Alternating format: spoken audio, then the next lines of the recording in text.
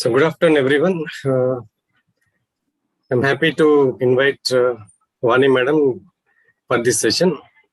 Right now, she is working as assistant professor of chemistry at JDC Kukatpalli, and she has about more than 20 years of experience. She has appointed junior lecturer, now promoted in 2010, and she has completed PhD also. Soon she will join the doctorate club. Advance congratulations, madam. She is a product of Hyderabad Central University, and she is a wonderful teacher. And thank you very much, madam, for accepting our invitation, for sharing your expertise, taking same important topic, reaction mechanisms, and also HSAB. You can expect one question in each topic. Ma'am, thank you very much and welcome. I welcome you once again on behalf of Department of Chemistry, Kakatiya Government College. Ma'am, please start. Yeah, thank you, Ramesh sir, for that kind introduction. Actually, I feel it's a pleasure and a great privilege to be a part of this program. Like, if I'm of any use to this program, to this noble cause, I'm really happy. And definitely, madam. Definitely, it's going to be a great help. Thank you. And this is Vani Ainavolu, and as sir has told, I'm working at Kukatpalli as assistant professor in chemistry.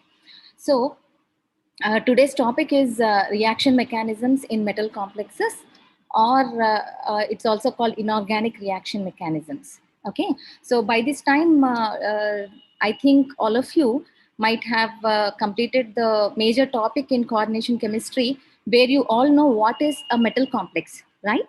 So look at this. So you all know what is a metal complex, right? You know that a metal ion is surrounded by ligands in a metal complex or a coordination complex. Ma'am, 1 second, ma'am. Actually, mimmల్ని host చేస్తాను madam. ఇక్కడ దగ్గర net problem ఉంది కొంచెం. ఈ mobile డేటాతో start చేశాను. మీరే పిల్లల్ని కావాలంటే అన్మిట్ చేసేసుకోండి. లాస్ట్ కి మళ్ళీ సరి జాయిన్ అవుతాను. మళ్ళీ హోస్ట్ చేసేసి ఇంకా లీవ్ చేస్తాను. You can continue madam. You can continue. So మీరు నెక్స్ట్ క్లాస్ 6 కాబట్టి మీరు 5:30 వరకు కూడా కంటిన్యూ చేయొచ్చు. Okay, thank you. సో చేస్తున్నాను madam. yes sir. So I hope all of you know what is a metal complex, and you know that in a metal complex there will be a central metal atom or ion which accepts electron pairs, and it is surrounded by ligands which are electron pair donors, isn't it? And you also might have seen that in majority of the complexes, the metal ion is surrounded either by 6 ligands or by 4 ligands, isn't it? So you know the term coordination number, right? Coordination number is the number of ligands surrounding the metal ion in the coordination complex. So as I have told you, in majority of the complexes, the coordination number is either 6 or 4. And you also know by this time that the complexes which are showing coordination number 6 will be having octahedral geometry. Okay, and they'll be showing this D2sp3 or sp3d2 hybridization. And also the compounds which are showing coordination number 4 will be either tetrahedral in shape or square planar. That is, if they show sp3 hybridization, they'll be showing tetrahedral geometry. And if the hybridization is dsp2, it is square planar geometry. All these are basics of coordination compounds and valence bond theory, etc. Okay, so all these are basics, and I think you all are well acquainted with all these by now. So our topic is reaction mechanisms. What type of reactions our complexes will undergo? See, looking at the complex, easily we can say that one type of reactions in which our complexes participate are the substitution reactions. Because in all the complexes, the metal ion is surrounded by ligands. So the metal ion can exchange its ligands, isn't it? One ligand, say for example, surrounding this Fe+3 ion, you have 6 H2O ligands. So this H2O can be substituted by NH3 or Cn minus or something like that, right? So this exchange reactions will occur in metal complexes. So the major type of reactions which actually occur in our metal complexes are the substitution reactions. Look at this complex. See, this M is the metal ion, and it is surrounded by 6 ligands, 5 L's and 1 X. I've just separated this X to just exemplify that this X is the ligand which is going to be exchanged. Okay, so this ML5X is the ligand in which, I'm sorry, ML5X is the complex in which the ligand X is substituted by the ligand Y. Okay, and it produces ML5Y. So this reaction is nothing but substitution reaction, or we can also call it as exchange reactions or displacement reactions also, isn't it? Then what type of substitution is taking place? What is the attacking agent here? You all know that this Y is a ligand, okay, because this is a ligand substitution reaction. Y will have electrons which it wants to donate to the central metal atom. So Y is a ligand which is nothing but a nucleophile. Hence, this substitution reaction will be a nucleophilic substitution reaction, isn't it? If anyone is having doubt, please raise your hands. I'll just open my this participants list and I'll keep it open. I think I'll try to drag it somewhere. Or if you have any doubt, can you? Otherwise, I'll ask you in the end, where I'll open your unmute you all. You can ask me. Okay. So what type of substitution reactions do these metal complexes participate in? They participate in nucleophilic substitution reactions. Okay. So one question I have here is, do all the complexes undergo substitution reactions? You have studied so many complexes till now, right? So all these complexes, will they exchange their ligand with some other ligand readily or not?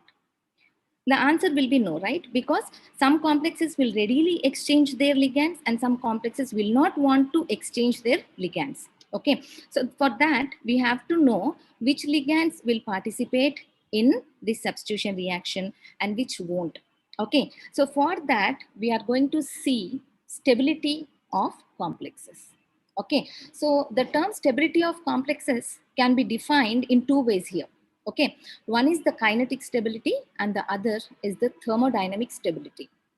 Kinetic stability is the stability towards reaction, whether our complex will exchange its ligands easily or not. Suppose if it wants to exchange its ligands easily, it is called a labile complex. And if it is not ready to exchange its ligands, or if it doesn't want to participate in the reaction, substitution reaction, it is called an inert complex.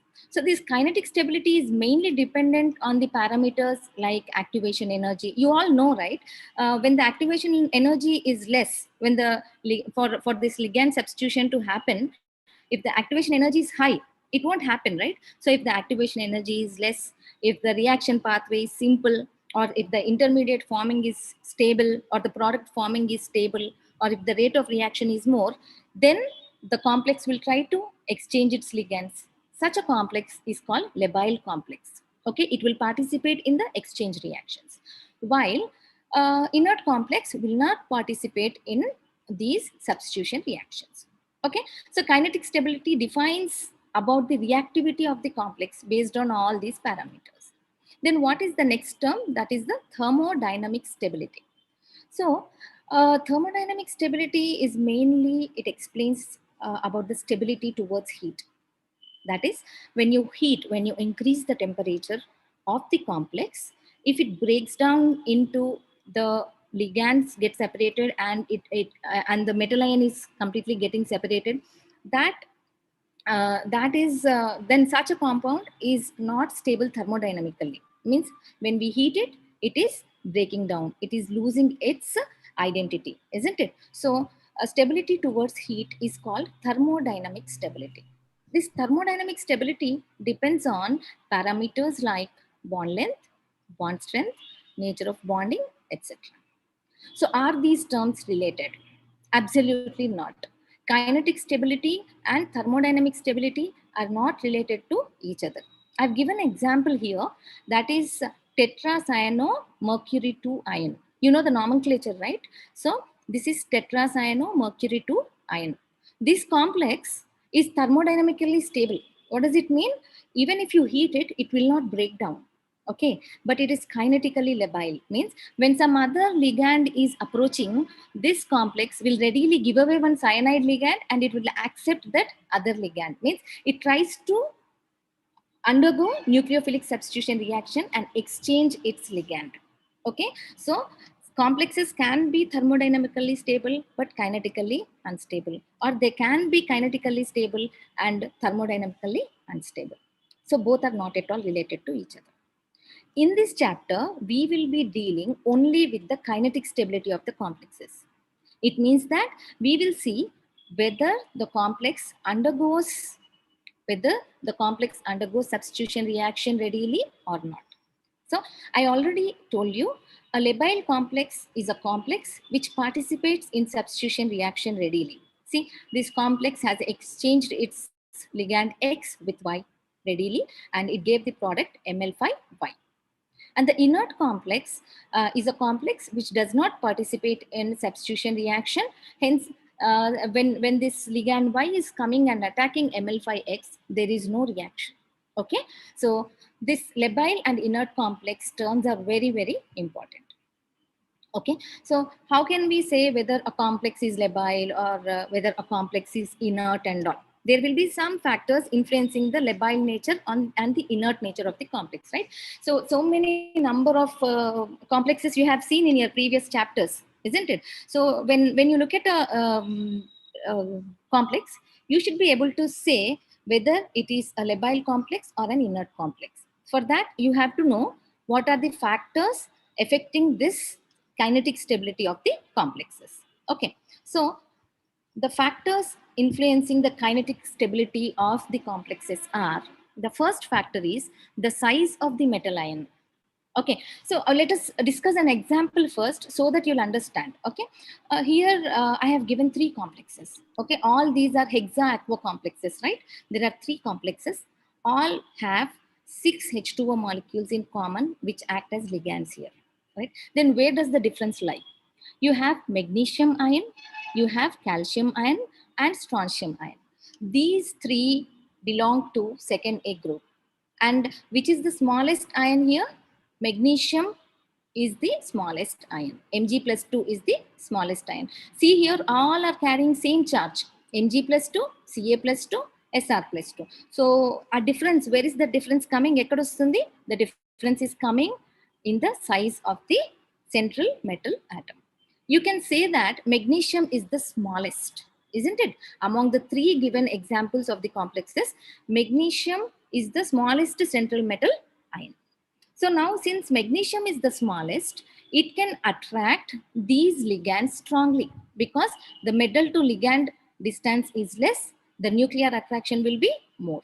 When the nuclear attraction towards these ligands is more, it will be inert, right? It doesn't like to give away these H2O molecules and exchange with some other ligand. Okay, so based on this, we can say that magnesium is inert, this magnesium complex is inert, and the strontium complex is the most labile complex among the given complexes. So now, based on this, we can say smaller the size, greater the nuclear attraction, then such complexes will be inert. If the metal ion is small, nuclear attraction will be more, then it will not participate in substitution. Okay, so this is the first factor. Okay, then coming to the second factor, charge on metal ion. So charge on metal ion, when you see, again we'll discuss the example first, you'll understand. All these are hexafluorocomplexes. I have given 4 complexes here, in which the ligands are common in all the complexes. Okay, then where does the difference lie? Here, the central metal ion is aluminium plus 3, right? The charge is plus 3, aluminium plus 3. This one is silicon plus 4. This one is phosphorus plus 5. And the last one is sulfur plus 6. Since, look at this SF6 complex, sulfur has the highest charge. The positive charge is highest on sulfur, hence it attracts this F minus ligands more strongly. Okay, so now SF6 complex is inert because the attraction between the ligand and the metal ion is maximum. Coming to AlF6, compared to SF6, Aluminium attraction towards the F minus will be less because the charge on aluminium is +3. From this, we can say that more is the oxidation state, more will be the nuclear attraction. Hence, such complex will be inert. So, SF6 is inert, AlF6 is labile. Okay, so now I can say that an inert complex, in an inert complex, the central metal ion will be small and the charge on the central metal ion should be more. Okay, so these two are very, very important and very simple to understand factors which influence the stability of the complex. Based on the next, look at the next slide, based on valence bond theory also, we can come to a conclusion whether the complex is labile or inert. I think you all remember valence bond theory. According to valence bond theory, our complexes are of two types: outer orbital complex and inner orbital complex. Okay, so I'll just discuss one example here. This is hexachloromanganese 3 ion. In this complex, the manganese central ion has +3 charge. Okay, and its electronic configuration is 4s0 3d4. How are they divided in these orbitals? You can see 3d4, the 4 suborbitals are filled with the metal electrons itself. Now, the 6 chlorine ligands will be donating their electron pairs into the 4s orbital, the 4p orbitals, and the 4d orbitals. Here, you can observe that the ligand is donating its electrons to the outer 4d orbitals. Okay, the 4d orbitals are the outer d orbitals, 3d orbitals are the inner d orbitals. So the ligand's electrons are going into the outer d orbitals. Hence, such complexes are called outer orbital complexes. What happens in an outer orbital complex is the metal to ligand bond length will be more because it is 4d orbital in the fourth orbit. Okay, so the metal to ligand bond length is more, and it weakens the bond between metal and the ligand. In such cases, the ligand can be easily exchanged, right? So I can say that the outer orbital complexes are labile in nature. Coming to the inner orbital complexes, now you can understand this easily. This is an hexacyanochromium 3 ion. In this, chromium charge is +3, okay, and it is 4s0 3d3. Look at these 3 electrons belonging to chromium are accommodated in the 3d orbitals. We have 2 more vacant d orbitals in the inner d orbitals itself. No need of 4d orbitals here. So the cyanide ion is donating its lone pair of electrons into the 3d orbitals, 4s orbitals, and the 4p orbitals. Now, which d orbitals are used here? The inner orbitals are used. Then the metal to the ligand bond length is small here. Small means more attraction. More attraction means more inert. It doesn't give away the ligands easily. So based on valence bond theory also, we can say that outer orbital complex is labile and the inner orbital complexes are generally inert. Always there will be exceptions because there will be multiple factors which will be deciding which is inert and labile. So we are discussing all these factors. So this is a generalized concept where inner orbital complexes are generally inert and outer orbital complexes are generally labile. There is one more explanation of this inert and labile nature, which is based on the crystal field theory, and it was also given by a scientist called Henry Taub. Okay, he worked a lot in this area, and there are some mechanisms also given on his name, Henry Taub. Okay, so according to these theories, you know what is crystal field theory, right? Look at this picture here on the screen. You can see that according to crystal field theory, when the ligands are approaching the metal ion, the 5 degenerate d orbitals of the metal ion will be splitting into 3 plus 2. Okay, T2G 3 orbitals and 2 EG orbitals will be separated. Okay, and you all know that the T2G orbitals are more stable, they are having less energy, and the EG orbitals are unstable with more energy, isn't it? So from this picture itself, you can say if in a metal ion, If the electrons are there in only T2G, it will be stable. If they are in EG also, that metal complex will be unstable and it will undergo your ligand substitution reactions easily. Okay, so from this you see all I have just given this picture so that you can know, based on the number of electrons in the d orbitals, we can predict whether the complex is stable or not. I mean inert or labile. Okay. So D0, D1, D2 means if the metal complex is having either no electrons or one electron or two electrons, it means that there is lot of empty space in the orbitals. Okay, so very less number of electrons are there, so the ligands can easily approach, accommodate themselves, and all that process will become easy, right? So if the metal complex is having either no electrons or one or two electrons, that is a labile complex. Easily it will undergo nucleophilic substitution reaction. Coming to D3, if it is having 3 electrons, look at the picture, 1, 2, 3. All the electrons will be accommodated in T2G only, which is stable. Hence, generally, the complexes in which the central metal ion has 3 electrons in the T2G orbital, such complexes are inert. Okay. From D4 to D6, there is a pattern. Look here. Look here. You have either low spin complexes or high spin complexes. Low spin complexes means whatever electrons are there, they are accommodated in the T2G orbital itself. D4 means T2G4, all the 4 electrons, 1, 2, 3, and 4. So if all the electrons are in T2G only, such complexes are stable. Why? High spin means if 3 electrons are accommodated in T2G and 1 electron is going into EG. In such cases, EG is unstable. Then a D4 metal ion with 1 electron in EG is labile. Okay. So if all the electrons are in T2G, it is inert.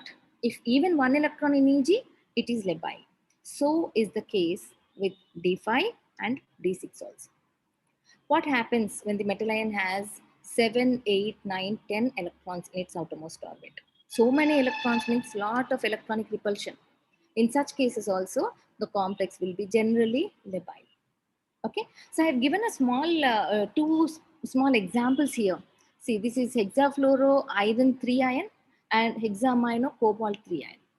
In both these complexes, by now I think you know what is a weak field ligand and what is a strong field ligand, right?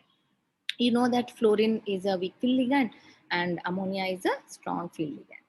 Now, in this case, in hexafluoro iron 3 ion in this complex, since fluorine is a weak field ligand, the configuration of the central metal atom is D5. D5 means it is T2G3, Eg2. Here, 2 electrons are there in Eg. That's why this complex is unstable. Okay, this complex is unstable, right? Because electrons in Eg orbital means it is unstable. While coming to this complex, ammonia is a strong field ligand. Okay, because of ammonia, the electrons in cobalt will become paired and they will be in the T2G orbital itself. Okay, since ammonia is strong field, all the 6 electrons of cobalt will be in T2G in this place only. So since this D6 has no electron in each orbital, it is a stable complex or an inert complex. Okay, so I hope you understood the various factors which are affecting the inert nature or labile nature of the complexes. Just a small recap. An inert complex means it doesn't undergo nucleophilic substitution reactions, right? In inert complexes, the central metal ion will be smaller in size. It will have more charge, positive charge. Okay. Generally, it is an inner orbital complex and it will be the d orbital configuration also. Based on that also we can predict whether it is an inert or a labile complex. Okay, so so now we know the various factors which influence this inert nature or labile nature of the complexes.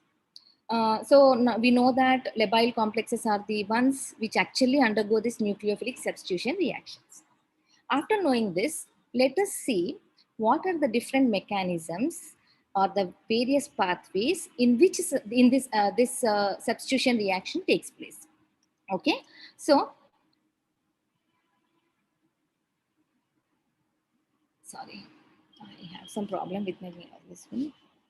Okay, so now we know that labile complexes undergo substitution reactions. Okay, and we have these substitution reactions taking place both in octahedral complexes and also in the square planar complexes.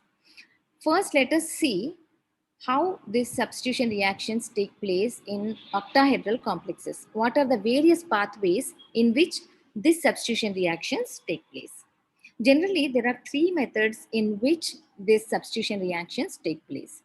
The first one is dissociative mechanism or the SN1 mechanism. Second one is the associative mechanism or SN2 mechanism. And the last one is interchange mechanism, which is similar to a concerted reaction. Okay, so first let us see dissociative mechanism. Before going into this mechanism, I want to tell you that majority of the reactions or almost all the reactions in octahedral complexes will be following this dissociative pathway. Very few cases this associative pathway can be seen under exceptional conditions. So this dissociative pathway is very important. Okay, so let us see what is this dissociative pathway. From the name itself, you can understand that dissociation takes place in this mechanism, right? So what happens? Look at this. This is a two-step reaction where our complex ML5X, the coordination number is 6, right?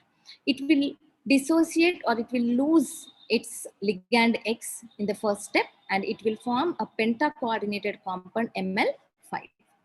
So see, look at this reaction. ML5X is changing to ML5 and it is giving away X, which is the ligand. Okay. In the next step, in the first step, only it is losing the ligand. Okay. In the next step, ML5 will quickly accept a pair of electrons from Y and it will again form ML5Y. So the substitution has taken place. ML5X has converted into ML5Y in 2 steps.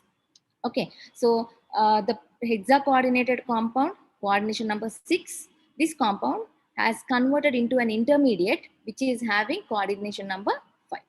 This intermediate quickly accepts this Y and it is again changing back to hexa-coordinated complex. So this is happening in 2 steps, right? And according to in these 2 steps, this step is the slowest step. The first step will occur slowly. Okay, and according to this chemical kinetics basics, you all know that the slowest step is the rate determining step.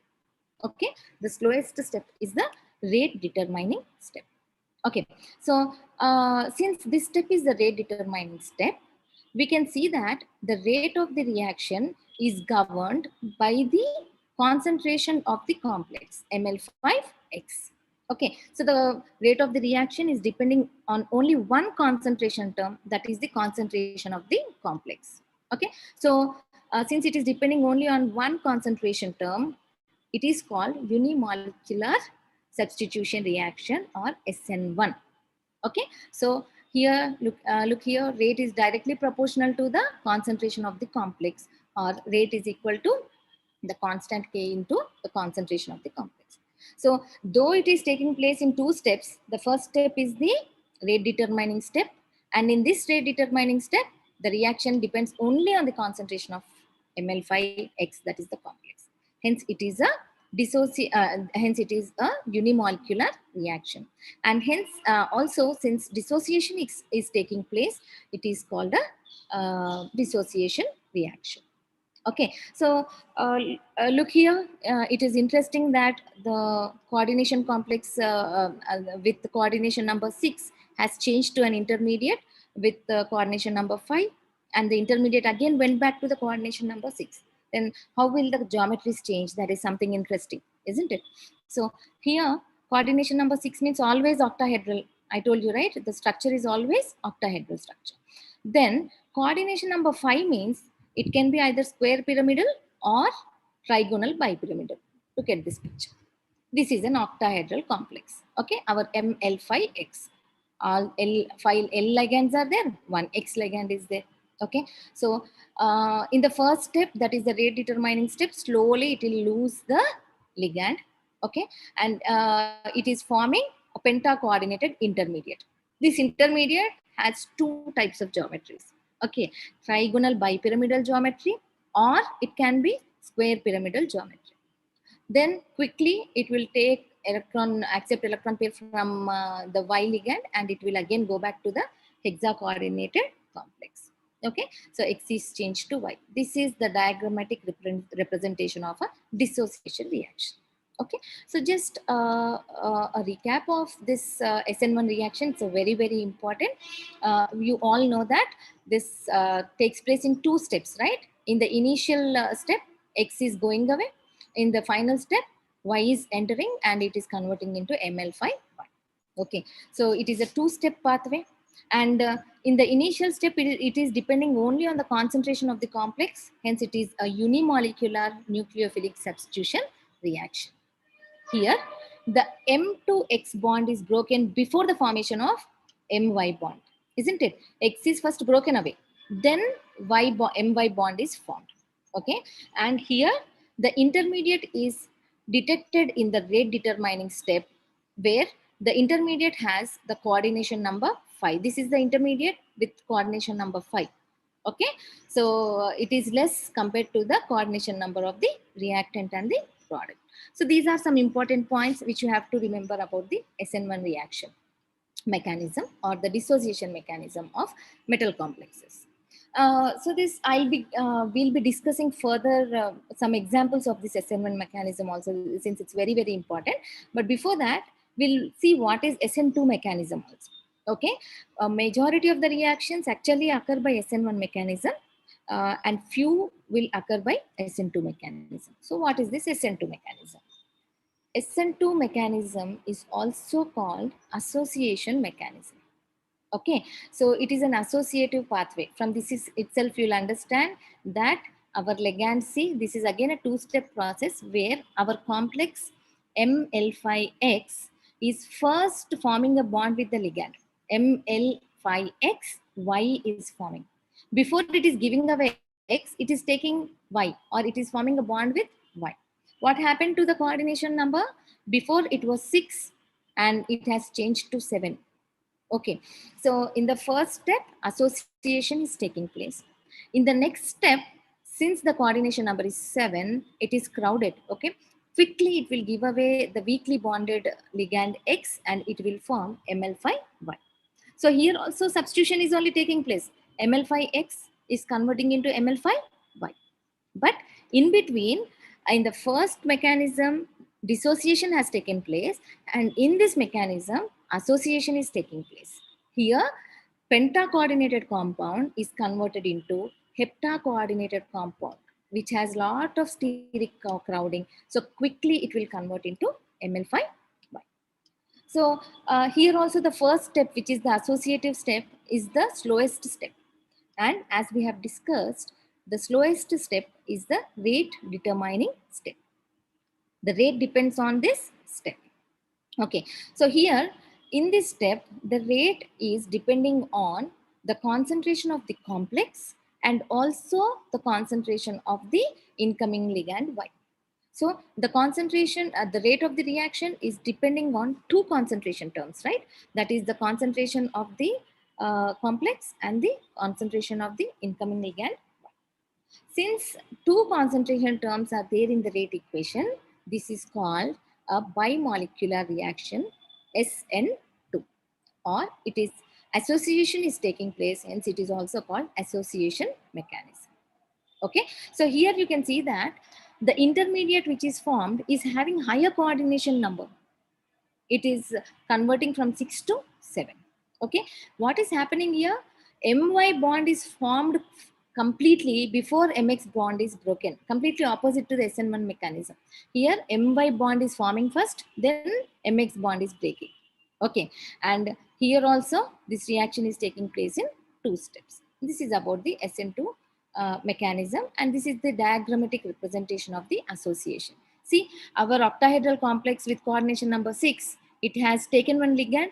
Now it has 7 coordination number, and the structure, it is like this pentagonal bipyramidal, we can say. And from that, it quickly gave away the loosely bond ligand, that is X, and it is converting back to coordination number 6. Okay, so this is the diagrammatic representation of association. Okay, so general recap is in this mechanism. See, in the first step, it is accepting Y, forming ML5XY with coordination number 7. How many ligands are there surrounding M? 5, 6, 7. Okay, then it is quickly losing X to give ML5Y. So it is a two-step pathway. It is depending, the first reaction is depending on both the concentration of ML5X and Y. Hence, it is bimolecular nucleophilic substitution reaction.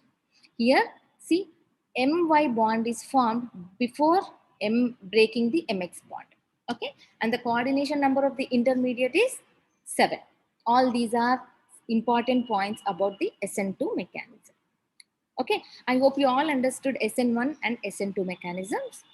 Going forward, you have next type called the interchange reaction mechanism.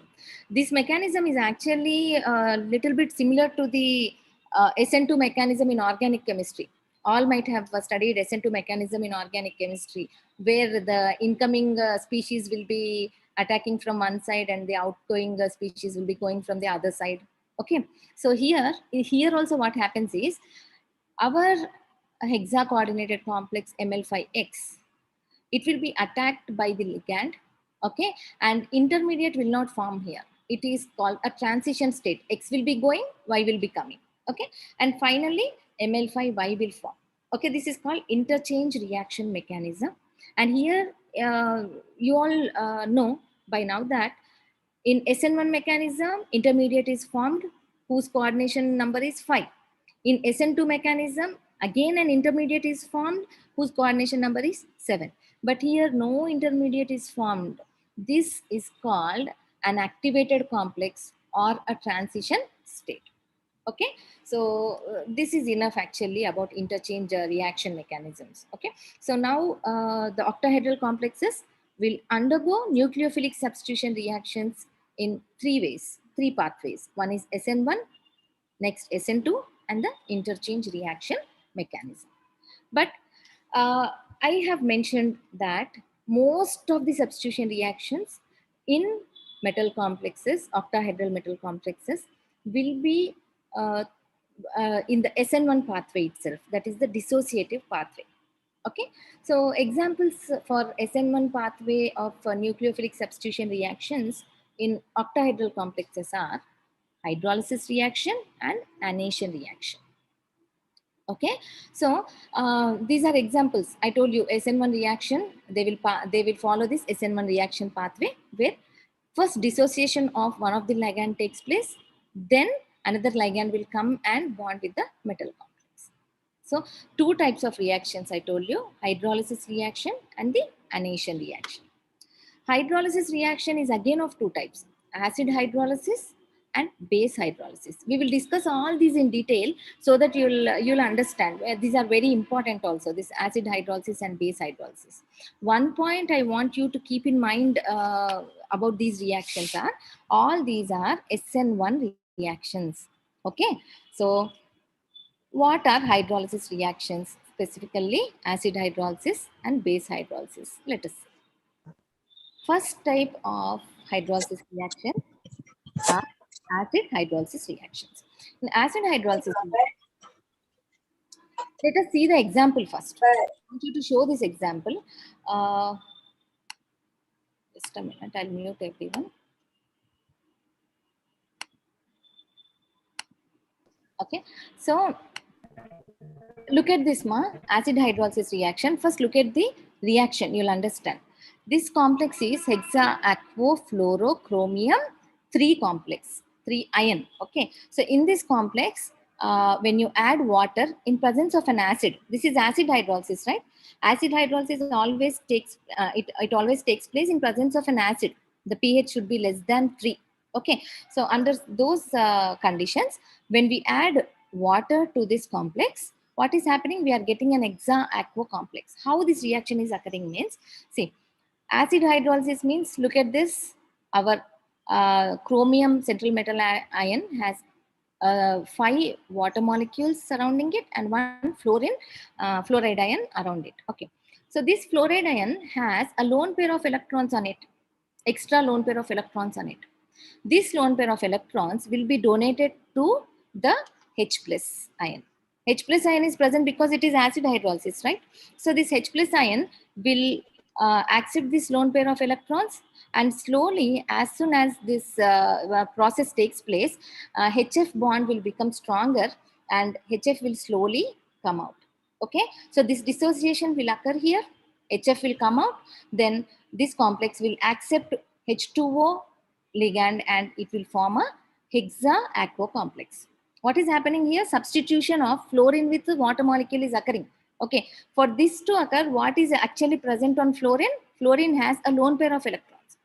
Only if the leaving ligand has a lone pair of electrons, then only acid hydrolysis will increase the rate of reaction.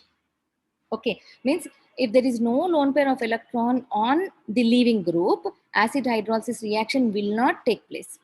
Okay, so I'll give you an example also. One more example.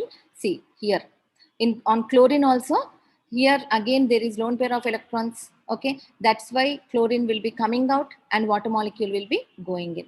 Okay, so in all these reactions, you all know that whenever water is present, water will always be present in excess, and in chemical kinetics also, we won't consider the concentration of water. So the rate of the reaction depends only on the rate of the complex, hence it is an SN1 reaction. Okay, this is about acid hydrolysis. So the main point here, what you have to remember is, in acid hydrolysis, it undergoes SN1 reaction mechanism. First point.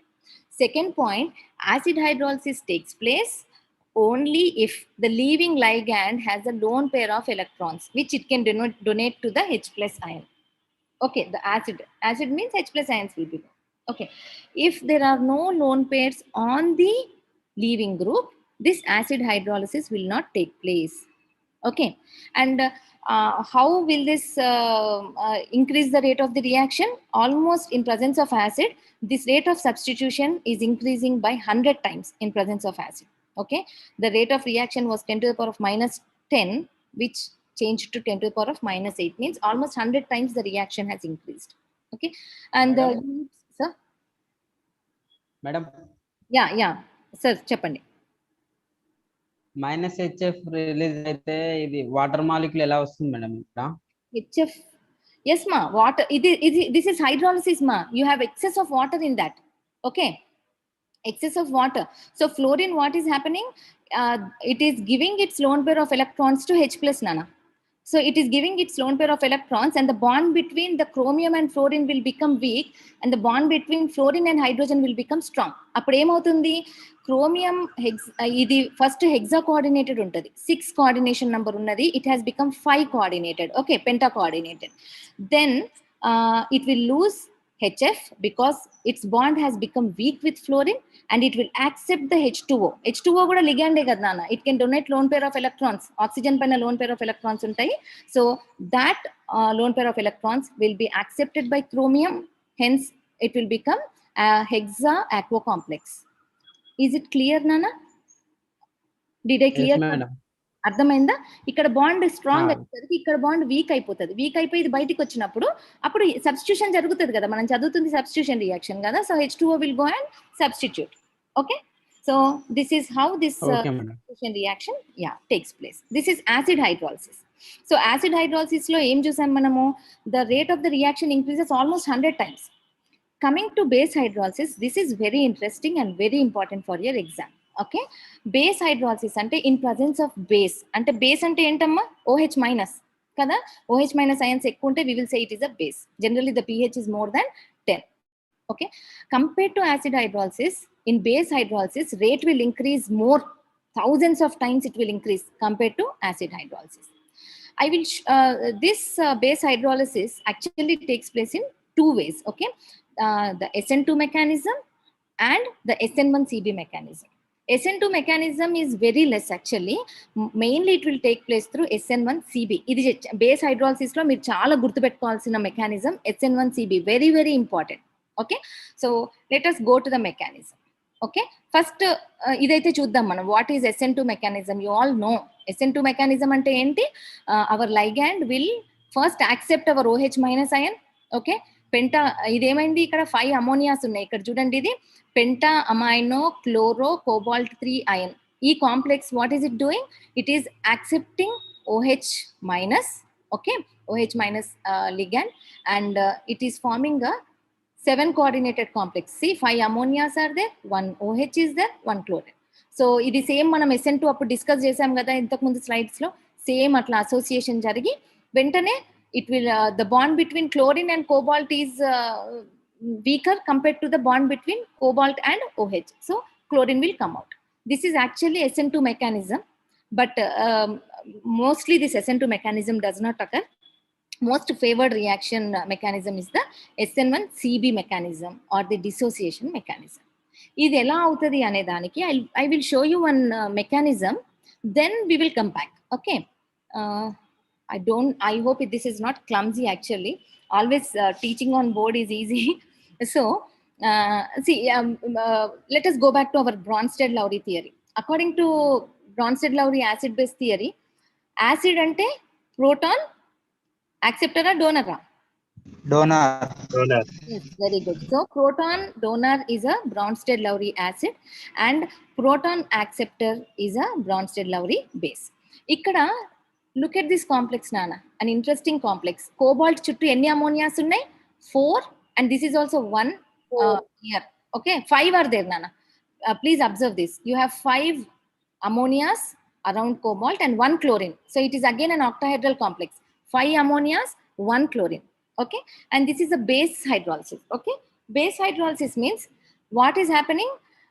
OH minus will take 1 hydrogen from one of the ligand, NH3. అంటే ఇక్కడ మనకి ఈ ligands అంటే ఇక్కడ ఒక term నేను introduce చేయాలనుకుంటున్నాను. ఏ ligand అయితే వెళ్ళిపోతుందో దాన్ని లీవింగ్ గ్రూప్ అంటాం మనం. ఏ లిగాండ్స్ అయితే వెళ్ళవో వాటిని స్పెక్టేటర్ లిగాండ్స్ అని అంటాం. స్పెక్టేటర్ అంటే అవి అలాగే ఉంటాయి, వేరే లిగాండ్ పోతుంది, ఇంకో లిగాండ్ వచ్చి చేరుతుంది. సో ఇక్కడ ఈ 5 అమోనియాస్ కూడా స్పెక్టేటర్ లిగాండ్స్ అన్నమాట. వీటిని ఎక్స్చేంజ్ చేసుకోదు మన కోబాల్ట్. ఏది ఎక్స్చేంజ్ చేసుకుంటుంది? Only chlorine will be exchanged. Okay, so if these spectator ligands will have 1 acidic hydrogen. Acidic hydrogen ante enti? Easy ga release cheyagalge oka hydrogen. So now ammonia has an acidic hydrogen which is accepted by OH minus ion. Base hydrolysis annappudu em untundi base lo? OH minus.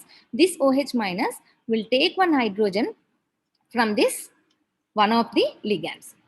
Then what is coming here? You will have NH2 minus.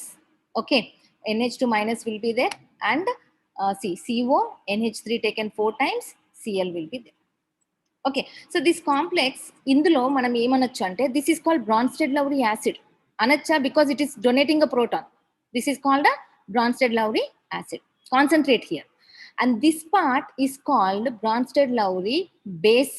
ఎందుకంటే conjugate acid base pairs ఉంటాయి కదా మనకు Bronsted-Lowry acid base థియరీలో. You have conjugate acid base pairs. So a Bronsted-Lowry acid will convert into a conjugate base, and a Bronsted-Lowry base will convert into a conjugate acid. So ikkada ee term chudandi, this is a Bronsted-Lowry acid because it is donating hydrogen to OH minus, and this complex now is called conjugate base. Now this conjugate base I have written here. See, this conjugate base, same thing. H plus ఇచ్చేసినాక ఏమైపోయింది మనకి? NH2 CO, NH3 taken 4 times to it is bonded to chlorine. Okay, ikkada melliga ee NH2 what it will do is it will just like back donation, it will donate its electron pair to cobalt. Just like back donation, back bonding, this electron pair will be donated to cobalt. ఈ donate చేయడం వల్ల ఏమవుతుంది అంటే స్లోగా ఈ bond week అయిపోతుంది కదా. Cobalt ఎన్ని ఎలక్ట్రాన్ పేర్స్ ని యాక్సెప్ట్ చేయగలుగుతుంది? 6. 4 ammonias are already there, 1 from NH2 and 1 more back bonding from NH2. So now it will slowly give away this Cl. Okay, so Cl minus will come out. After Cl minus comes out, what will happen? It will take water molecule and what happens when it takes water molecule? H2O లో H plus ని మళ్ళీ NH3 తీసేసుకుంటుంది. It will go back to NH3. NH2 minus ఏం చేస్తుంది? It is taking H plus, okay, and it is forming C penta amino hydroxy cobalt 3 ion. Okay, ఈ reaction మొత్తం ఎన్ని steps లో జరిగింది? 3 స్టెప్స్ లో జరిగింది. ఫస్ట్ మనకి Bronsted Lowry conjugate acid base pair లాగా ఫామ్ అయింది. Okay, so this is called conjugate base. This conjugate base is now losing or dissociating with the ligand. Okay, ligand ని ఇచ్చేసి థర్డ్ స్టెప్ లో fast గా water molecule ని తీసుకొని అందులోంచి OH minus ని it will take it as the ligand and H plus will be accepted by the NH2 minus. So this reaction is taking place in 3 steps, among which the middle step in which our conjugate base is there, this step is the slowest step. Slowest step is always the rate determining step. ఈ step లో ఎన్ని species participate చేసాయమ్మా? Only 1 species is participating. So I can say that the concentration of this conjugate base will actually determine the rate of the reaction. Hence, only one concentration term is there. It is a SN1 reaction. And since it is occurring through a conjugate base, it is called SN1CB mechanism. SN1 conjugate base mechanism. Did everyone understand this? This is called base hydrolysis. Okay, so one point is base hydrolysis generally takes place through SN1CB mechanism. Okay, I hope you all understood this. So finally, what is the complex formed here? What is happening here? CO NH3 taken 5 times. Instead of Cl, OH minus has come. Okay, so this is our SN1CB mechanism. Okay, so look here. మామూలుగా చూస్తే మనకి ఏమనిపిస్తుంది? ఇక్కడ Cl వెళ్ళిపోయింది, OH minus వచ్చింది అనిపిస్తుంది. Okay, so among the 3 steps, the step 2 is the rate determining step. Okay, and it is a SN1 mechanism starting with conjugate base. Hence it is called SN1CB mechanism. Okay, one more point I want to tell. Suppose ikkada spectator ligands entivi ammonia, they can donate H plus, isn't it? Avi H plus ni donate cheyagalgina OH minus ki kabatti conjugate base form ayi. Suppose mana spectator ligands paina H plus లేదు donate చేయడానికి, అలాంటప్పుడు base hydrolysis అవుతుందా? It won't happen. Okay, so unless our spectator ligands are having acidic hydrogens, base hydrolysis mechanism will not be there. అప్పుడు ఏమవుతుంది? Simple గా it will undergo associative mechanism, SN2 mechanism. Okay, so take these examples. Suppose pyridine is there or you have cyanide. ఇక్కడ hydrogens ఉన్నాయా donate చేయడానికి OH minus కి? లేవు. అలాంటప్పుడు base hydrolysis jaragadu. So base hydrolysis will occur through which mechanism? SN1CB mechanism. So here you have to know what is Bronsted-Lowry acid base theory, what is a conjugate acid base pair and all. If you understand that, it is very, very easy. I will share this PPT so that you again go through. If you don't remember what is Bronsted-Lowry acid base theory, go through it, then come back to this PPT. You will understand very easily. Okay. Coming to so now మనం ఏం చదువుతున్నాం? యాక్చువల్గా SN1 mechanisms లో ఎక్కువగా మనకి nucleophilic substitution అవుతుంది octahedral complexes లో అని చూసాం. దానికి ఎగ్జాంపుల్స్ చూస్తున్నాం మనం. హైడ్రాలిసిస్, రెండోది అనేషన్. హైడ్రాలిసిస్ లో we have seen acidic hydrolysis and basic hydrolysis. The second example for SN1 mechanism is anation reaction. Anation is a simple reaction, Nana. Anation reaction is exactly opposite to hydrolysis reaction. First example చూడండి, మీకు అర్థమైపోతుంది. ఇక్కడ చూడండి, హెక్సామైనో ఆక్వో cobalt 3 complex అయన్ complex ఉంది. ఈ complex లో water molecule is replaced by some other ligand. Okay, water is coming out and some other ligand is going and substituting. Okay, so such type of reaction is called anation. It is a reverse to hydrolysis reaction. Okay, so anation reaction is a reaction in which aquo ligand or the water molecules from an aquo complex is replaced from the coordination shell by some other ligand or anion. Okay, it is reversed to acid hydrolysis, and this also follows SN1 pathway. Ante first ఏమవుతుంది? H2O వెళ్ళిపోతుంది, later X minus will come. Okay, so these are bimolecular and the rate depends on the concentration of the I'm sorry, annihilation reactions, these are bimolecular reactions, but these are SN2 type of reactions. Okay, I'm sorry, I was actually, yeah, carried away. So this is about the annihilation reactions. Annihilation reactions are exactly opposite to the hydrolysis reactions. Okay, coming to, I have one question here. Okay, the order of the rate of ligand substitution of platinum 2 complexes is given here. Okay, దీని ప్రకారం ఏంటి మనకి entering ligands లో Cn minus enters more easily compared to PR3, compared to I minus, compared to Cl minus, compared to H2. So the order depends on the entering ligand. Okay, so which mechanism do they follow? So look at this, the platinum complex is there anyway. Okay, and the order of this reaction or the rate of this reaction depends on the entering group అని కూడా ఇచ్చేసాడు. అంటే the rate of the reaction depends on both the complex and also the entering group. రెండిటి పైన ఈ రెండిటి concentration పైన కూడా మన rate of the reaction depend అవుతుంది కాబట్టి what type of reaction is it, SN1 or SN2 or SN2. Yeah, SN2 reaction. Okay, very good. I'm really happy when you are answering. I was given I was given less time by Ramesh sir, so I am literally running. I just want to complete the topic so that it won't be left incomplete. You have very less time.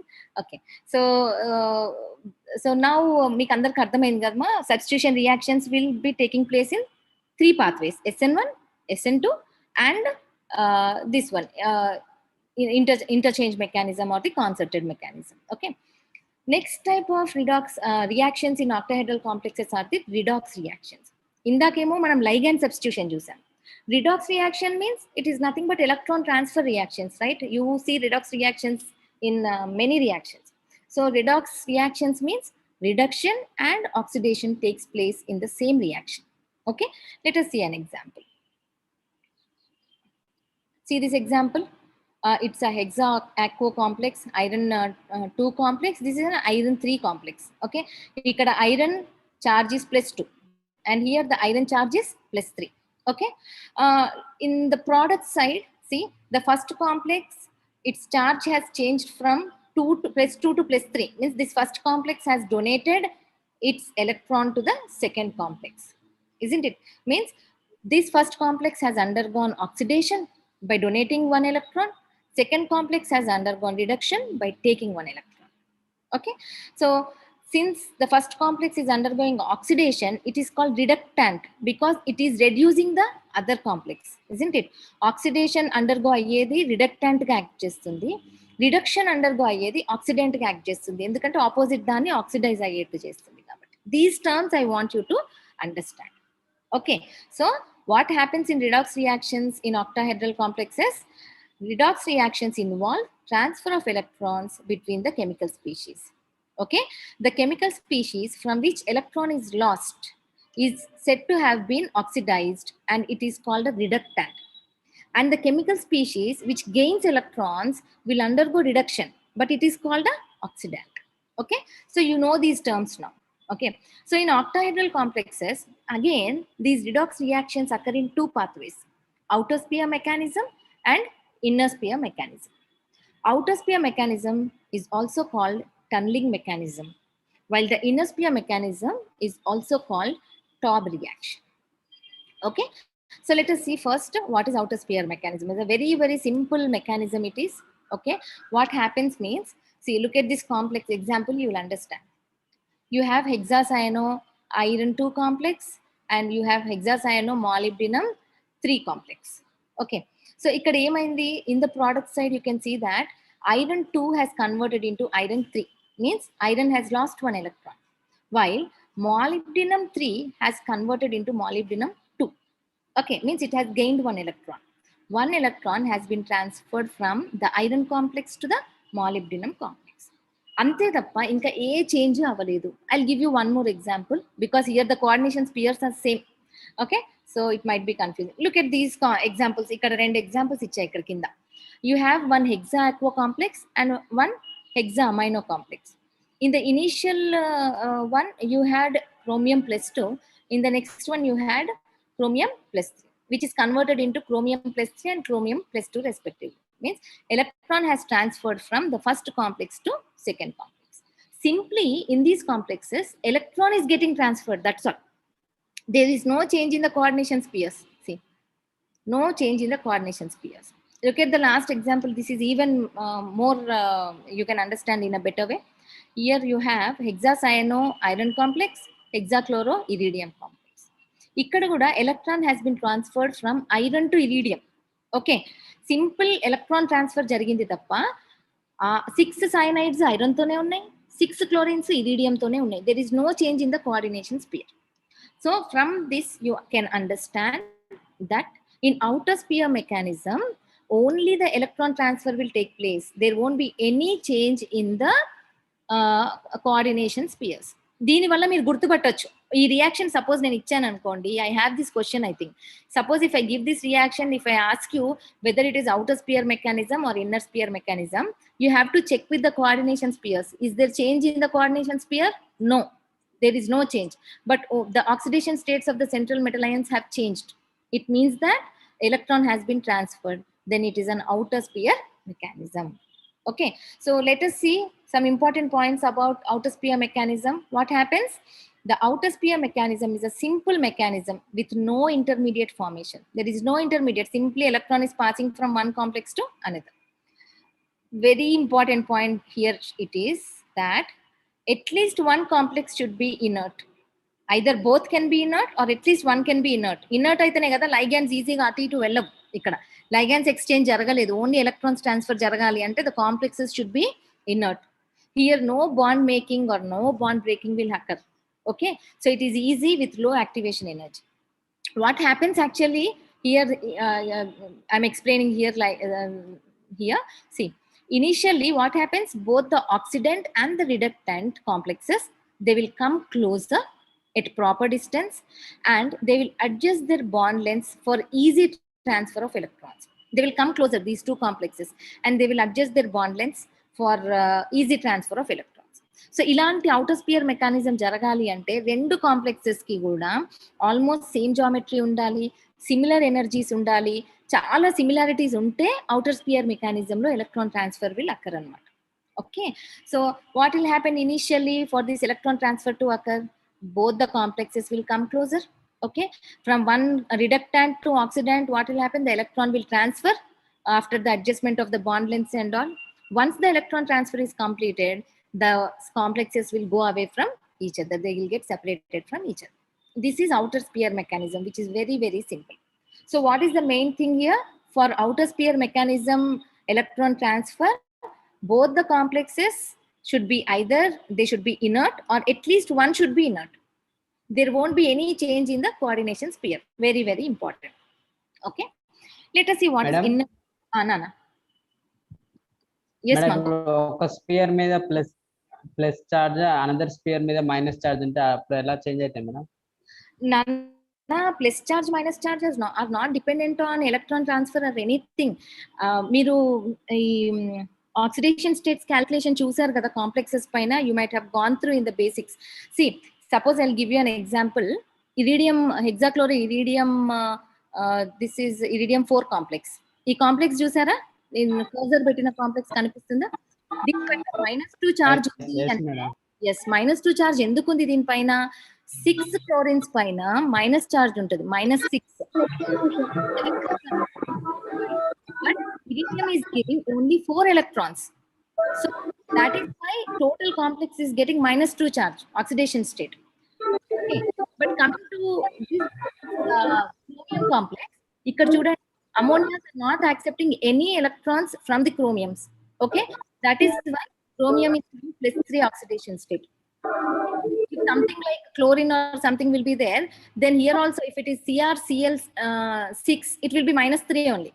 Okay, this is these are basics of coordination chemistry, where you will learn how to calculate the oxidation states and all.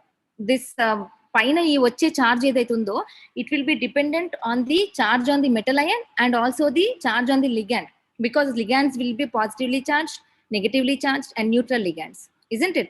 So ఇది అదంతా చూడొద్దు మీరు. మీరు ఎలా చూడాలంటే outer spear mechanism అన్నప్పుడు central metal అయన్ పైన ఉన్న ఛార్జ్ మాత్రమే చూడాలి. ఇక్కడ సెంట్రల్ మెటల్ అయన్ పైన ఛార్జ్ ఎంత చూడండి, 6 aqua ligand is a neutral ligand. Okay, neutral ligand ఇది ఎలక్ట్రాన్స్ ని తీసుకోదు కాబట్టి chromium is in +2 charge. Okay, overall charge on the complex is +2.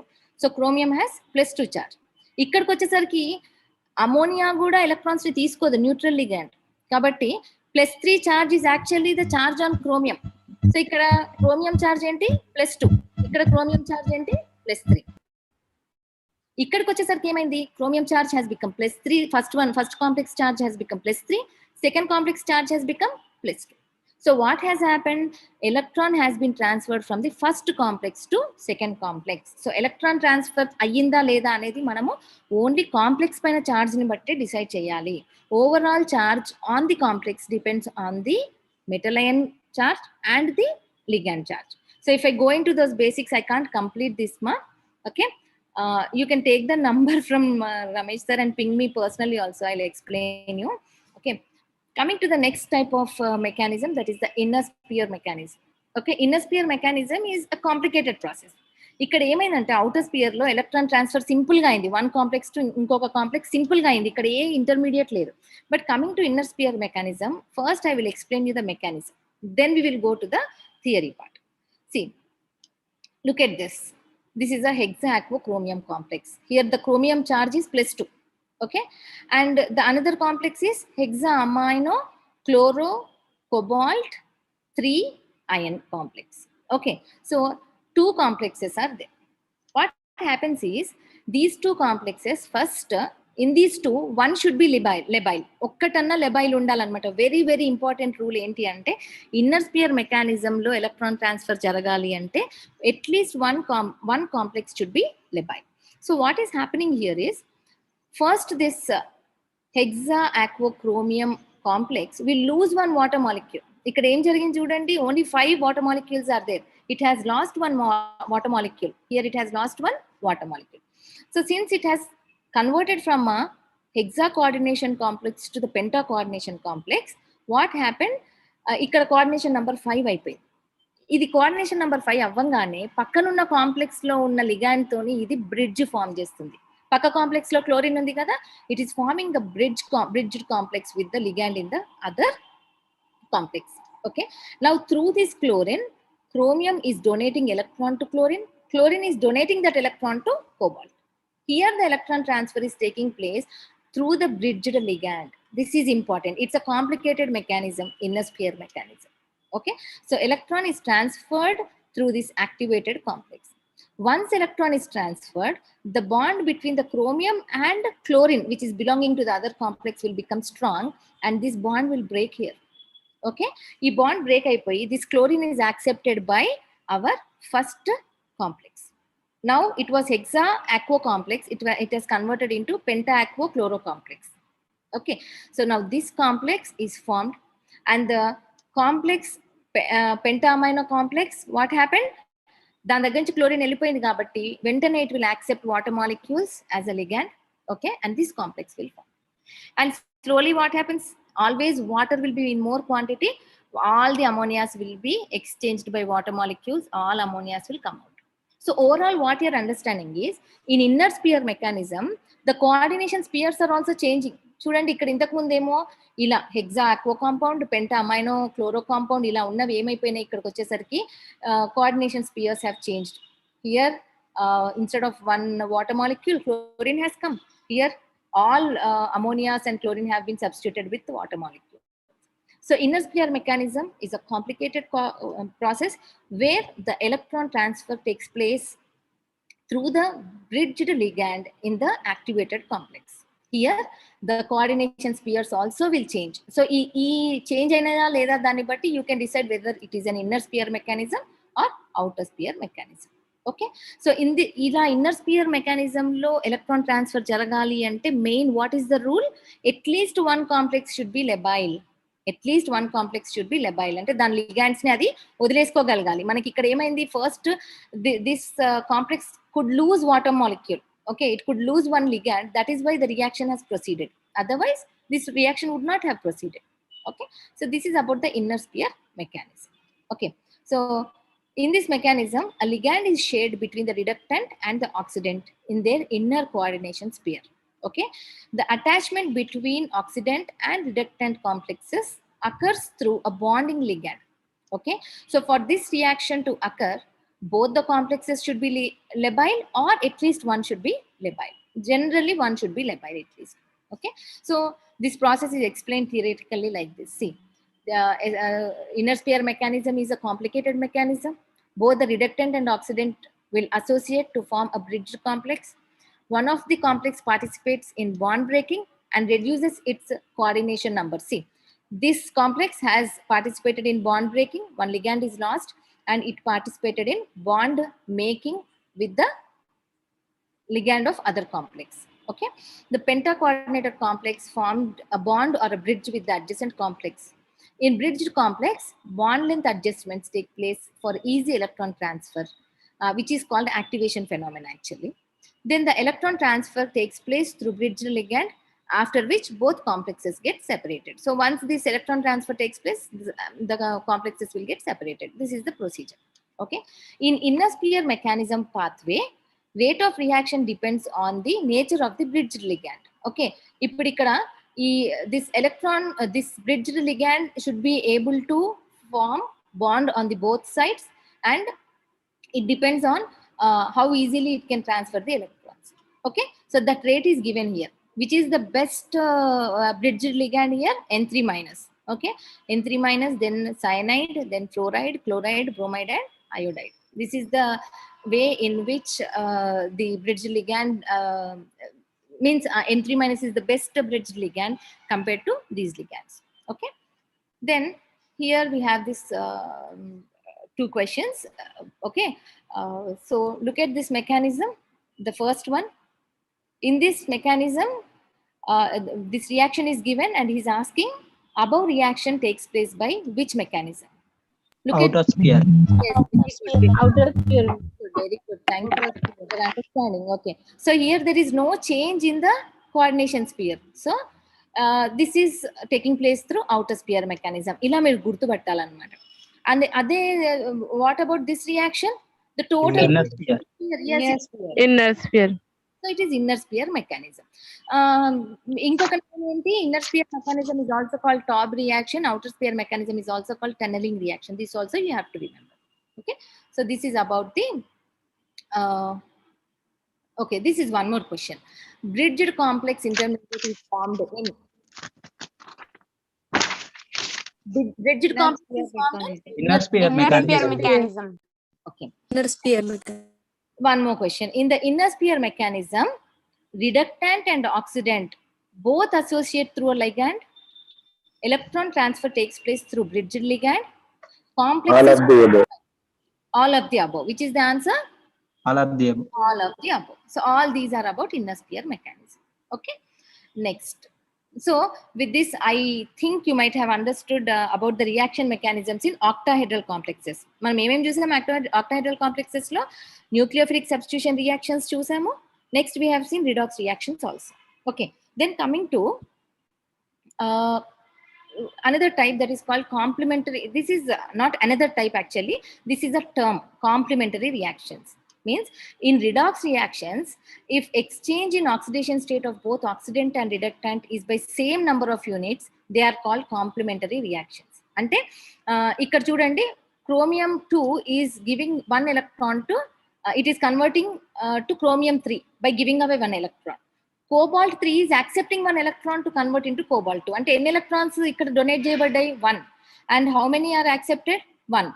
So the number of electrons lost and number of electrons accepted are same. Alanti reactions complementary reactions antam.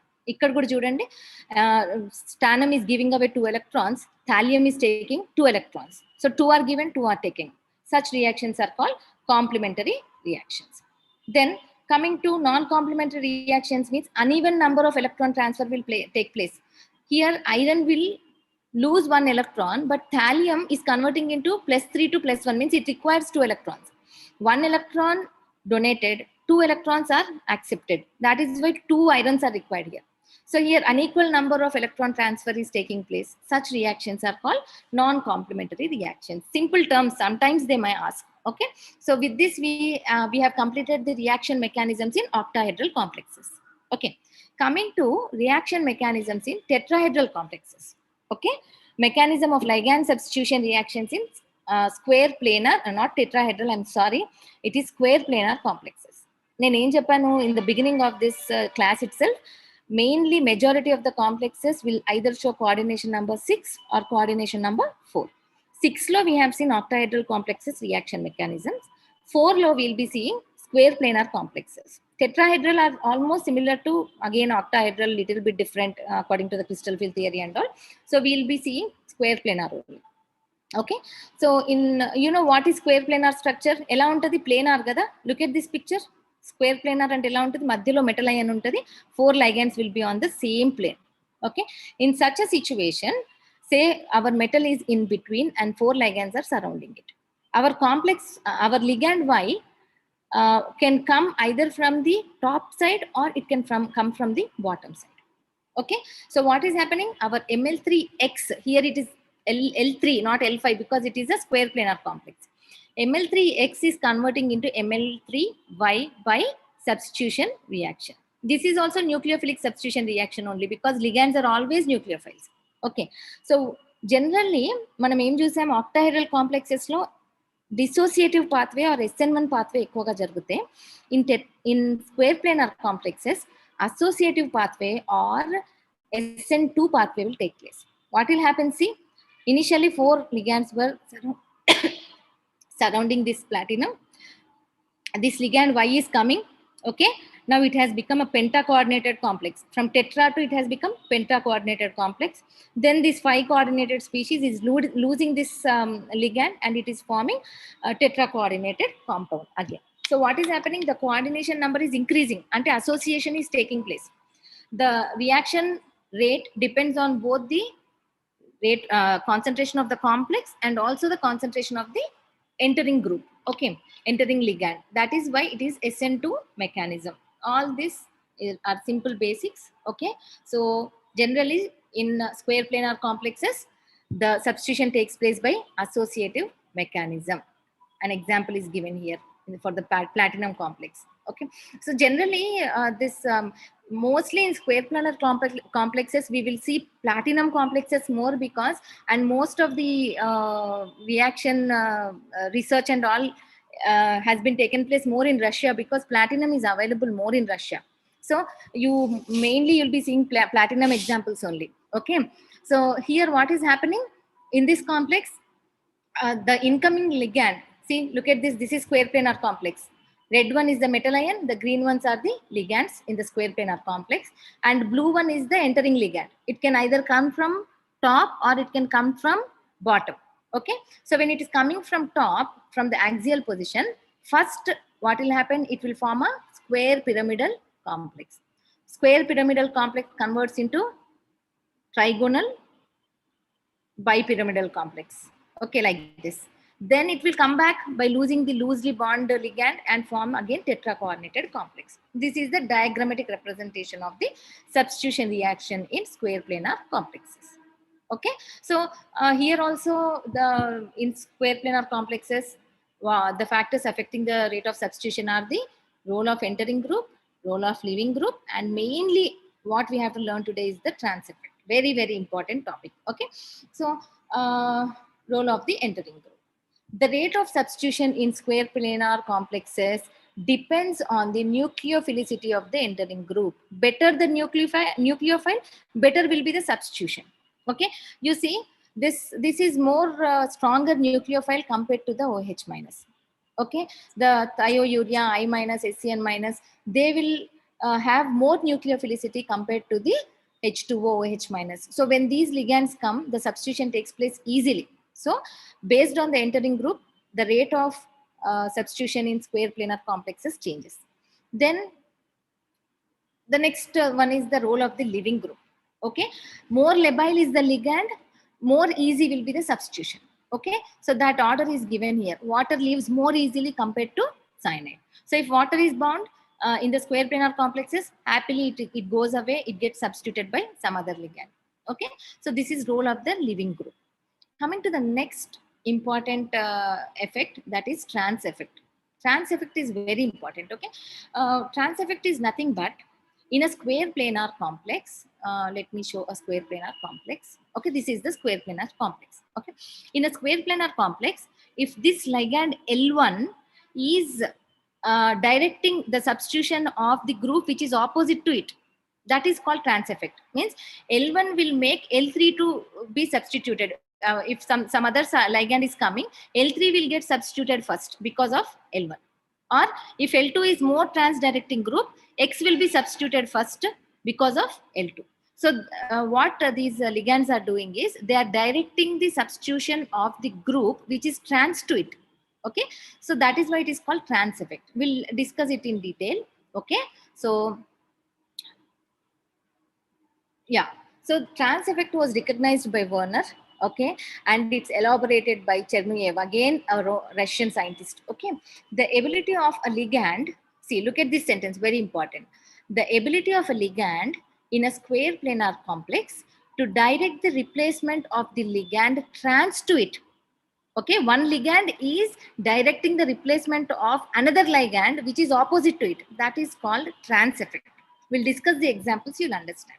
Okay, so by comparing a large number of reaction rates, Langford and Gray have set up a trans-directing series. Okay, this is the series which everyone has to remember. Idi meer nerchukovalma tappakunda. Highest trans-directing ability is for carbon CO. Okay, carbon monoxide. Then Cn minus, C2H4, PR3. Least ఏమున్నాయి ఇక్కడ చూడండి, F minus, OH minus, H2O, etc. ఎక్కువగా మీకు ఈ pi acceptors, pi donors, ఈ words వినుంటారు. Pi acceptor ligands are generally more trans directing than the pi donor ligands. Okay, so Vinod please కొంచెం మెల్లిగా. Okay, so see trans effect అంటే ఏంటో ఇక్కడ ఒక్కసారి ఒక ఎగ్జాంపుల్ తీసుకుంటే మీకు అర్థమవుతుంది. ఇక్కడ ammonia is a ligand, chlorine is a ligand. రెండిట్లో ట్రాన్స్ డైరెక్టింగ్ ఎఫెక్ట్ దేనికి ఎక్కువ ఉందో చూద్దాం. చూడండి, ఇక్కడ అమోనియా కంటే క్లోరిన్ కి ఎక్కువ ట్రాన్స్ డైరెక్టింగ్ నేచర్ ఉంది. Okay, so what happens in the first step is our platinum has 4 ammonias surrounding it. Okay, initially one chlorine has come and it has substituted 1 ammonia. So here now chlorine is there. Okay, now this chlorine is more trans directing than ammonia. ఇప్పుడు ఏం చేస్తుంది, next ఇంకొక chlorine వచ్చినప్పుడు ఇక్కడ వస్తుందా ఇక్కడ వస్తుందా ఇక్కడ వస్తుందా అంటే క్లోరిన్ ట్రాన్స్ డైరెక్టింగ్ కదా, క్లోరిన్ ఆపోజిట్ లో ట్రాన్స్ లో ఏముంది, ఈ అమోనియా ఉంది. So that will be replaced first. The chlorine is more trans directing group, so the newly coming chlorine will be substituted trans to this chlorine. Okay, this substitution will occur. So what happens now, you'll get a trans product. This is called a trans product. Suppose we start with a tetrachloro complex. Tetrachloro complex lo first ammonia vachindi anukundam, and ammonia is coming and it is occupying this place. Now again I am adding one more ammonia. Compare ammonia and chlorine.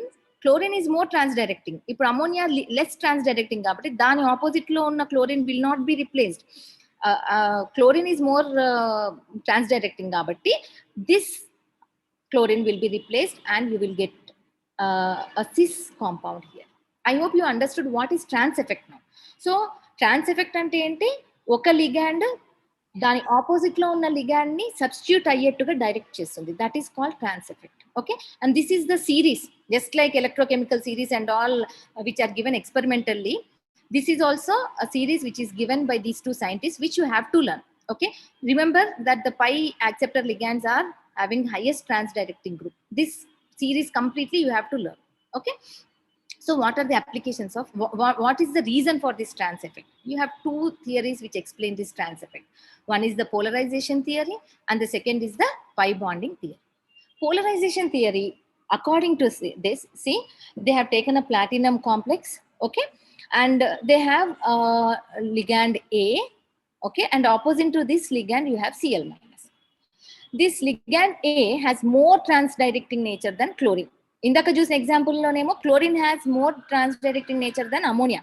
But here A is having more transdirecting nature than chlorine. Suppose it is Cn minus anukundam. Okay, so it is more transdirecting. It can, what happens? This platinum metal ion will polarize this ligand. Okay, polarization ante enti? Separation of charges. Ikkada separation of charges అయినప్పుడు ఏమవుతుంది, ఇక్కడ minus ఇక్కడ plus separate అయినప్పుడు ఈ minus కి platinum plus positive charge ఇటు, ఇక్కడ platinum charge separation occurs and the positive charge will concentrate here and the negative charge will be concentrating on the chlorides. So here it is negative, chloride is also negative, repulsion occurs, so chlorine will be given away. So what is happening? Because of A is polarizing platinum, platinum is giving away chloride. Some other new ligand will come and it will be replacing chloride. So this is called polarization theory. What is happening? The ligand undergoes polarization. It will polarize the metal ion, because of which the bond between the opposite ligand and the metal ion will be becoming weaker and it will be given away. Some other ligand will be substituted. This is the electrostatic polarization theory. Okay, so according to this theory, it was given by Greenberg. According to this theory, the ligand by electrostatic effect weakens the bond trans to it and it facilitates the substitution in that position. Okay, so this is a theory, you can actually go through it.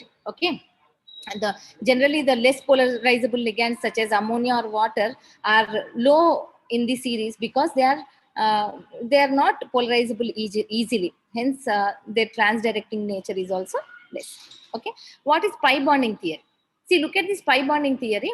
Here this is the opposite ligand, this is the transdirecting ligand, this is the metal ion. What happens is, generally these ligands are pi accepting ligands. Okay, they will accept the pi electrons from the d orbital, because of which there will be, this bond will become stronger and this bond will become weaker, because of which the opposite ligand will go away. Okay, so to explain this, look at this theory part. In a trigonal plane of the phi coordination transition state, what happens? Generally, the pi bonding interaction can occur between the metal d orbital and the suitable orbitals of the ligand. Okay, the three ligands and the metal center, I'm sorry, the two ligands actually, the two ligands and the metal center, the three of them can communicate electronically through pi bonding only if they all lie in the same plane. That is why trans lo jarugutundi. Ee change ekkada jarugutundi? Trans lo jarugutundi. In other words, strong transdirecting ligands are those capable of forming strong back bonding. Okay, so for example, CO, Cn minus, olefins, ivanni kuda they are good pi acceptors. That is why they are strong pi transdirecting groups. అందుకే ఈ CO, Cn minus ఇవి ఉన్నప్పుడు వాటి opposite లో ఉన్న గ్రూపే substitute అవుతుంది, change అయిపోతుంది. ఓకేనా? So generally the strong pi donors such as H2O, OH minus are weak in this transdirecting properties. Okay, and the trans effect is a kinetic aspect and is stereospecific. Next added point. So actually the trans effect was explained by Kurnikov. Okay, he used this method to differentiate between cis and trans compounds, or to prepare cis compound and trans compound. This trans effect he has used. Suppose he has this is again he did many experiments using this platinum complex, and he used thiourea as one of the ligands. Okay, so what happened? He added a ligand A. Okay, and A is not transdirecting in this case. Okay, X is more transdirecting. Then in such a case, what is happening? Opposite to X, when we add one more A, it won't be substituted, but opposite to this X, this A will be substituted. Okay, if A is more transdirecting, this should be substituted, but A is not transdirecting. Which is more transdirecting? X is more transdirecting. That is why you are getting cis compound. Okay, whereas in this case, if you are starting with A, okay, A is not at all transdirecting, X is transdirecting. Now X is substituting A, then since X is having more transdirecting nature, it will substitute X A with X, because this A is opposite to X. This is Kornakov's method. Means in this we can prepare cis compound, trans compound, all the compounds can be prepared. I thought I kept some examples. Some, yeah, this one. Look at this, you'll understand. Look at this, ma. See, you have 4 chlorines around this platinum. Okay. First, I minus is substituting 1 chlorine. It has come to this place. Okay. And in the series, you check that I minus is a strong transdirecting group than chlorine. Okay. So now I am adding pyridine. Okay. Ipudu I minus strong directing group or Cl minus? I minus. I minus is strong transdirecting gabatti. Opposite to I minus, pyridine will come and substitute. It will remove chlorine. First chlorine elipotadi, pyridine vachestadi. Okay. So in this way, I am preparing a trans compound. Coming to this compound, you see, chlorines and all. First, I am substituting with pyridine. Pyridine is not a transdirecting group. Okay. So when pyridine is coming and it is occupying this place, trans to pyridine, nothing will happen because pyridine is not a transdirecting group. So what will happen compared to pyridine, chlorine is more transdirecting gabatti. When I add iodine, iodine is occupying the space opposite to this chlorine. So what compound has formed here? Cis compound. Means based on the trans effect, we can prepare trans compounds, cis compounds as our wish in square planar complexes. Okay. So I think you understood this topic. Okay. This is a small set of questions for you because I was given only 1.5 hours. I think so see, look at this first question. I want you to answer this. In an associative coordination compound substitution reaction, the intermediate has associative means SN2. Okay, give me the answer. The options are lower B. Very good. So, in an associative coordination compound substitution, the intermediate will be having higher coordination number than the starting material. From 6, it has become 7. Next question. In organometallic complexes, the water exchange reaction increases as the size of the metal ion decreases. Water exchange jarugutundi ante labile undali complex. Labile eppudu untadi A conditions lo untundi complex. Size of the metal ion takku undala, size of the metal ion is more, or the oxidation state of the metal ion is more. B, ma'am. Size of metal ion is more. Of metal ion. Such complexes are labile. So B is the answer. C. In an interchange mechanism, there is intermediates, many transition states, only one intermediate, only one transition state. Interchange mechanism we had studied with SN1, SN2. There will be one transition state, I told you. Okay. There will be a in SN1 and SN2 intermediates will form. But in this one, only transition state will form. That is the activated complex. Okay. Coming to the last one, which of the following classes of ligands have strongest trans effect? Pi donor, pi acceptor, sigma donor, sigma acceptor. Pi donor. Pi acceptor. Pi acceptor. Pi acceptors. Okay. Pi Pi acceptors. Very good. Last one. In an inner sphere electron transfer mechanism, one of the reactant is inert and the other is labile. Both reactants are inert, both reactants are labile. The reactant characteristics and properties are not important. At least one should be labile. So I said one of the reactant is inert, but the other should be labile. Okay, both can be labile, but the first point is more apt here for the answer because you have been given 2. Okay, so with this, our chapter is completed. Ramesh sir, can I start HSAB or do I have time? Ramesh? Madam. Sir. Good evening, madam. Yeah, sir. Good evening, sir. Satyanarayan sir. Chepan sir. Madam, మనకి 6 o'clock మళ్ళీ అరుణ madam class ఒకటి ఉంది madam. Sir good evening. నమస్తే sir. Okay, మీకోసం wait చేస్తున్నా sir. అదే madam, మరి questions share చేద్దాం, లేకుంటే మేడం ఒకసారి ఇది పిల్లలకి షేర్ చేస్తాం మేము. మీరు నాకు షేర్ చేస్తే కనుక పీపీటీ పీడిఎఫ్ కన్వర్ట్ చేసి ఇచ్చినా పర్లేదు, లేదంటే యాజ్ ఇట్ ఈజ్ అంటే నేను పీడిఎఫ్ కన్వర్ట్ చేసి పిల్లలకి షేర్ చేస్తాను. నేను పంపిస్తాను sir. I will actually I need to download it from the drive and I will send it to. లేదంటే పీడిఎఫ్ కన్వర్ట్ చేసి మాకు పంపించినా నేను పంపించేస్తాను సార్. ఎలాగైనా. What about HSAB? Do I have time to continue or will it ఇప్పుడు be? 6 కి class ఉంది మేడం. ఒకవేళ రేపు ఏమన్నా కొద్దిసేపు ఎంతసేపు పడుతుంది మీకు? Definitely, sir. Half an hour.